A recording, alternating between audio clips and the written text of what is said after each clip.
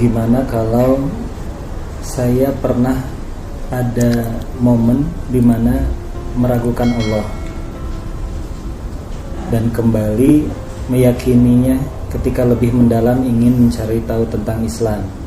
Apakah dosa saya yang meragukan Allah di masa lalu dan apakah bisa dimaafkan? Gak ada dosa yang gak dimaafkan. Innallaha yaghfiruz dzunuba jami'a. Sesungguhnya Allah mengampuni dosa semuanya, termasuk syirik. Syirik itu baru gak dimaafin kalau seseorang meninggal dalam keadaan musyrik. Tapi kalau dia belum meninggal dan bertaubat, mau syirik, mau meragukan Allah, mau dia durhaka ke Allah dengan menuduh Allah dengan tuduhan-tuduhan yang gak benar, semuanya asal dia bilang astaghfirullahalazim, Rabbi zalamtu nafsi faghfirli, ya Allah saya sudah menzalimi diri saya sendiri, maafinlah saya, ampunilah dosa saya. Allah Ghafurun Rahim, Allah Maha Pengampun lagi Maha Penyayang. Itu dalilnya bahwa Allah pasti maafin. Allah Ghafurur Rahim, Maha Pengampun lagi Maha Penyayang. Gak ada yang gak dimaafin. Gimana pun masa lalunya, Ustaz saya di masa lalu itu jahat banget. Bukan itu intinya. Mau taubat gak? Kalau mau taubat, cara taubat dengan Allah itu sederhana. Allah tuh gak ribet. Cukup menyesali, bilang Allah maafin saya dengan bahasa kita boleh, dengan bahasa Arab Rabbi zalamtu nafsi faghfirli boleh, atau Rabbi firli wali walidayya boleh, apapun yang kita hafal Allah hapuskan. Segampang itu Ustaz, segampang itu. Terus kalau kita ulangin, itu masalahnya. Masalahnya itu bukan di Allah, masalahnya di kita. Kita benar nggak mau taubat? Kalau kita benar mau taubat, kita bikin dosa sekian puluh tahun, lalu kita mengatakan astagfirullah sekali aja, maka puluhan tahun dosa kita itu semuanya dihapus sama Allah. Masalahnya kita kadang-kadang mengatakan astagfirullah dengan hati yang belum mantap. Astagfirullah kita itu hanya gara-gara kita lagi ada masalah.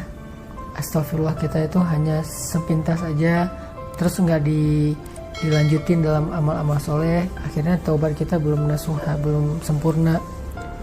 Kalau kayak gitu, Allah nunggu sampai taubat kita benar.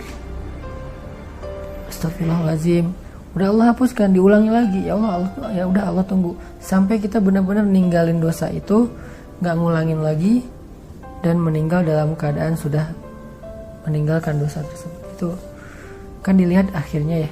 Makanya kalau kita belum berhasil, coba lagi aja. Coba lagi selama masih dikasih nyawa sama Allah, kita coba lagi aja dalam proses taubat. Ya, soalnya mungkin pas ya istilahnya iman lagi ngedrop, jadi datang lagi ragunya. Jadi ya tadi ada pikiran itu selain taubat, kalau yang bab ragu itu dia juga perlu belajar mencas iman. Iman itu kalau nggak dicas, apalagi kita banyak banget ngedownload hal-hal yang nggak baik ya, yang makan kuota, makan baterai, makan pulsa iman. Jadi harus sering-sering dicas. Ngecasnya, salah satu cara mencas iman yang paling sederhana itu adalah mendengar nasihat dari orang soleh. Dengerin taklim, dengerin booster, dengerin ceramah di YouTube. Pokoknya dengerin sebanyak-banyaknya biar iman kita dicas terus. Dengarkan itu dengan respek kepada ulama. Kalau kita mendengarkan nasihat tapi kita kayak sebel sama orangnya, susah. Kenapa sebel? Mungkin kita nggak suka aja sama image dia yang dibangun oleh media misalnya. Ya susah kalau kayak gitu. Tapi kalau kita mendengar dengan respek dan berhusnuzon bahwa dia itu orang soleh yang perlu kita dengarkan nasihatnya, itu akan kerasa.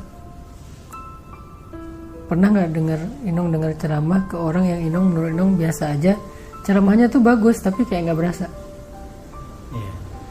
Atau ceramahnya sederhana tapi karena kita respect sama orangnya jadi kayak berkualitas gitu kan. Penting menghargai orang lain itu penting. Sahabat mendengar nasihat dari Nabi itu langsung naik imannya. Kenapa? Mereka sangat menghargai Rasulullah, mereka sangat menghormati Rasulullah. Coba kalau kita ketika mendengar nama Rasulullah itu, kita langsung kayak ada rasa, wah ini bukan orang biasa nih yang disebut, yaitu sosok Rasulullah SAW. Minimal kalau mau lebih ideal sih kita bilang Sallallahu Alaihi Wasallam. Kalau orang zaman dulu tuh sampai Sallallahu Alaihi Wasallam. Jadi selalu angkat tangan, dan itu nggak malu buat mereka. Kayak kita nggak malu pride dengan sesuatu yang sifatnya kehidupan anak muda, harusnya dengan Rasulullah juga Shallallahu Alaihi Wasallam. Itu bentuk ekspresi penghormatan mereka, sehingga hadis nasihat Nabi itu, sunnah Nabi itu jadi sesuatu yang bernilai dan berharga, gara-gara yang ngucapinnya adalah Rasulullah SAW. Jadi balik lagi ke yang tadi, tetap dimaafkan ya. Pasti dimaafin. Allah sendiri yang berjanji, yaghfiruz dzunuba jami'a.